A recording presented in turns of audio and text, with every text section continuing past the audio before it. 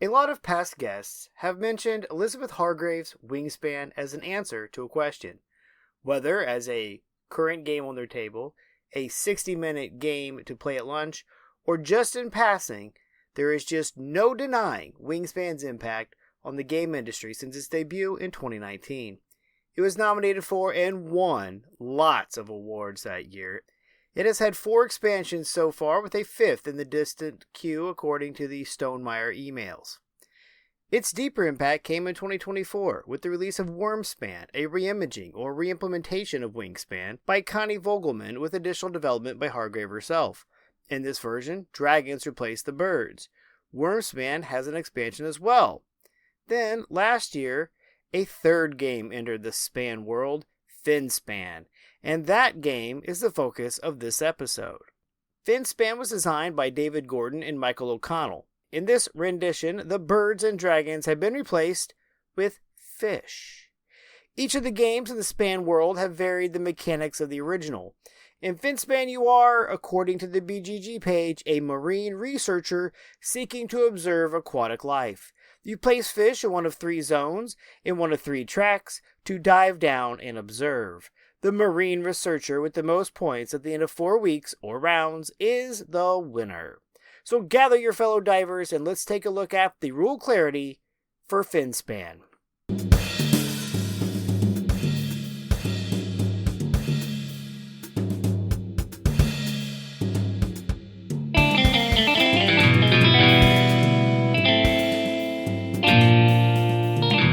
Welcome back to the Little Board Game. I'm your host, Adam Collins. So let's take a look at the rule clarity for Finspan.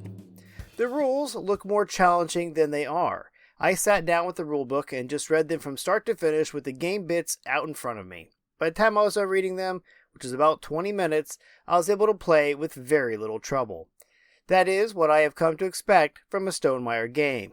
There is a player aid that is also very helpful to keep close by. Time to explain to newcomers. I have done many teaches on this game after my own initial learning. It takes about 10 to 15 minutes. You can explain a lot of it during the setup and by explaining the reference cards. Honestly, this makes the game very approachable. Gameplay. To set up, each diver needs a player board and the 6 divers of their chosen color. Find and separate the 10 starter fish cards with the lighter, greener backs. Shuffle and deal 2 of these starter fish to each diver. Then shuffle the other 125 fish cards and deal 3 to each diver. These cards are put face up on the left side of the board to be each diver's hand. Next, take 2 eggs and 2 younglings and place them on the marked spaces on the board. Next, find the achievement board. One side is pre-printed and suggested for the first few games. The other side has spaces to place achievement tokens. These are bonus points that will be scored at the end of each round. Finally, hand the first round player marker to the lucky diver and get ready to explore the waters. On a diver's turn, there are 2 options: play a fish card or dive. So let's look at what it takes to place a fish card. To place a fish, put 1 diver in the top left of the player board. This is the hardest thing to remember for some reason. As with all games in the Span series, there is a lot of iconography on every card. In the upper left corner is the cost of the fish. This can be things like discarding cards, discarding an egg, youngling, or even a school of fish, or eating a smaller fish. If a diver can pay the cost of the fish card, then the left edge tells the diver the level of the water it must be played in, the sunlight zone, twilight zone, or midnight zone. Some might even need to be in the top row, the estuary, or even in the very, very bottom row called the deep. Then, some fish might even need to be placed in a certain column. This will be shown on the right edge of the card. It will have the same colored pattern as the column. A fish can be played on top of another fish already in play, or one pre-printed on the board, but it does require that the new fish be larger. Some fish require this as a payment, but any fish can cover a small one if a diver chooses to replace one for strategic reasons. Just note, once this is done, for either reason, only the top fish counts for final scoring. This might seem like a lot, but really, it all makes sense as soon as you play a fish once or twice. Once you've paid for and placed, the fish card may offer a bonus for playing it. This will be on the right side of the card, and it will simply say, when placed, ... This action could be just for the diver or for everyone. Whew, alright, we've now placed a fish. Now, let's dive. Select which one of the 3 columns you are diving down. Then place a diver at the top of that column and take the actions on the way down. In order to take the action of a depth, sunlight, twilight, or midnight, a fish must be in one of the slots in that column. As you move down, stop at each fish. If the card says, when activated, you have the choice to take that action. Keep working your way down the column until you reach the bottom. If this is the first time that you've dove this column this turn, take that bonus action at the bottom. Subsequent dives will no longer trigger this last action. As you discard cards, they go to the right side of your board into a personal discard pile. Some cards and bonuses will allow you to take back cards from your discard pile to your left side of your board. One of the main actions of the game is to lay eggs. This is in the middle column as the pre-printed action. You must place an egg onto any fish that does not already have an egg. It can have a school, or it can have a youngling, but it cannot have more than 1 egg at a time. Another action on the right column is to hatch eggs. You hatch eggs into younglings. You can have up to 2 younglings on the same fish. As soon as a 3rd fish arrives, then it becomes a school. Schools are worth 6 points versus younglings and eggs each worth only 1. A round will allow each diver to take 6 actions. At the end of the round, score the achievement bonus for that round that was set up at the start of the game. After the 4th round, which does not have a bonus at the end, the game ends and scoring takes place. During the game, you may place the fish that had a tag that said Game End. These get scored first. Some of these are actions, some of these are points. So pay attention. You can also score them in any order.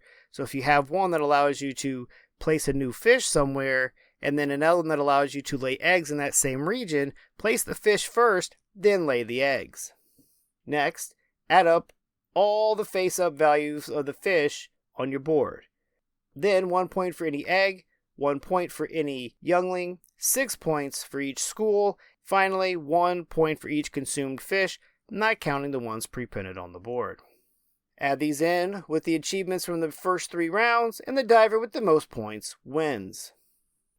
Replayability. I immediately wanted to play this game again after winning the first game by only 1 point. We triple-checked the math to verify that win. With so many cards and combinations and strategies, there's plenty of replayability in the game. Back to the point spread. The second game I played, I lost by 2 points. The third, we had to go to the tiebreak, which, by the way, is the most cards left in your hand, and I lost. It wasn't until the 4th game that a major separation occurred. I lost by 10 points to Edward. I eagerly await our next game and the next game. We plan to teach the daughter how to play. She is 7. That is how approachable this game is. There is no hidden information, so we should be able to help her play her first time through and let her go wild after that. Component quality. As you would expect, the components are great quality. The cards are great, and I need to sleeve them soon. The punch-out eggs, younglings, school, scoring tiles, and first player markers are nice, but I did upgrade them. More on that in a minute. I like that the eggs hatch and flip to the youngling side. I did miss the eggs from the first 2 games that were actually eggs, which partially led to the upgrade that I made. The player mats are standard quality, as are the rule books. All in all, well produced without being overproduced. That is what the upgrades are for. Lunchtime potential.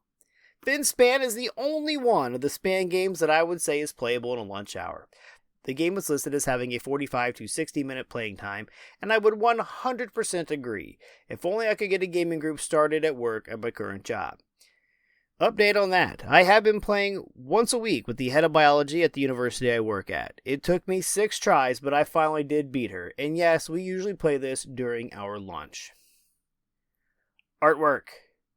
Ana Maria Martinez Jaramillo returns to the Span world with Mesa Schumacher, and together they have made art that makes the game feel more enriched. I love that all the fish look completely different because, well, they are. Each one is beautifully detailed.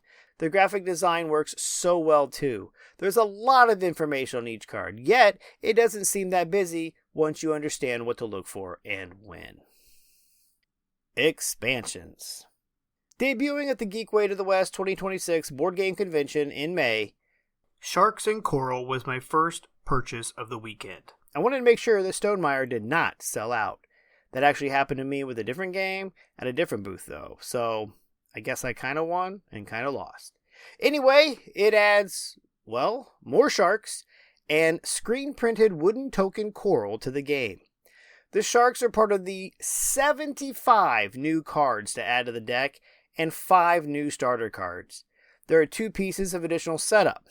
First, there's an overlay to place over the Twilight row. This new board adds the eponymous Reefs. When diving, when you stop at the Twilight level, you can discard the required element to place a coral there.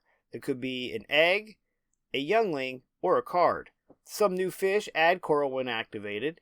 Some fish require coral to be present before being placed. And at the end of the game, each diver gets 1 point per coral placed, and there's a hefty bonus if you can complete your reef.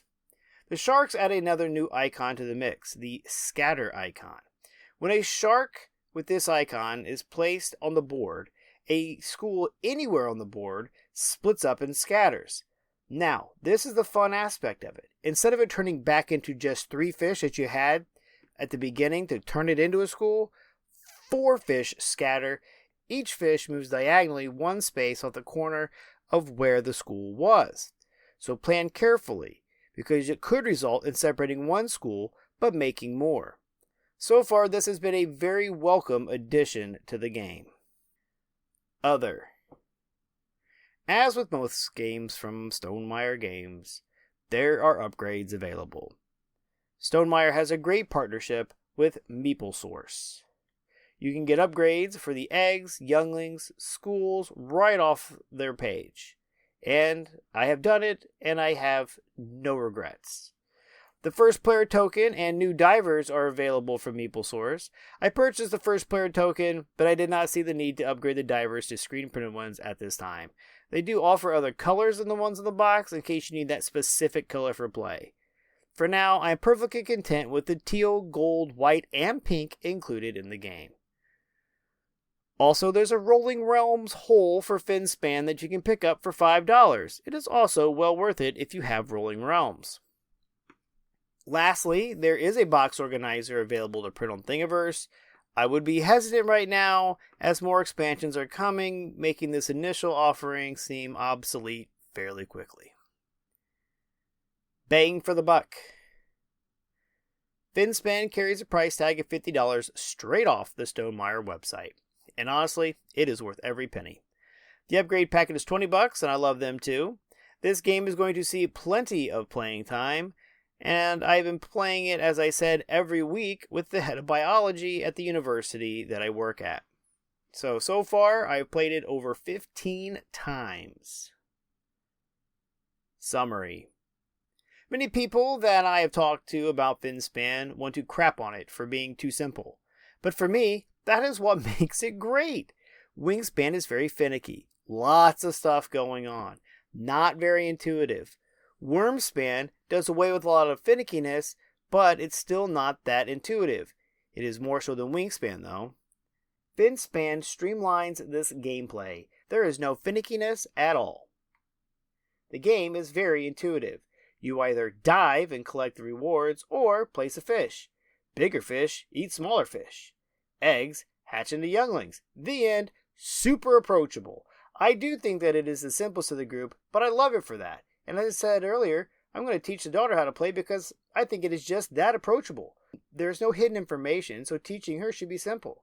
If anything, fans of Wingspan should be happy that Finspan can act as a My Little Span game and get their children, nieces, nephews into the game. As many people have said on many message boards on the internet, the Span series of games is a license to print money for Stonemaier, and Finspan has my solid support.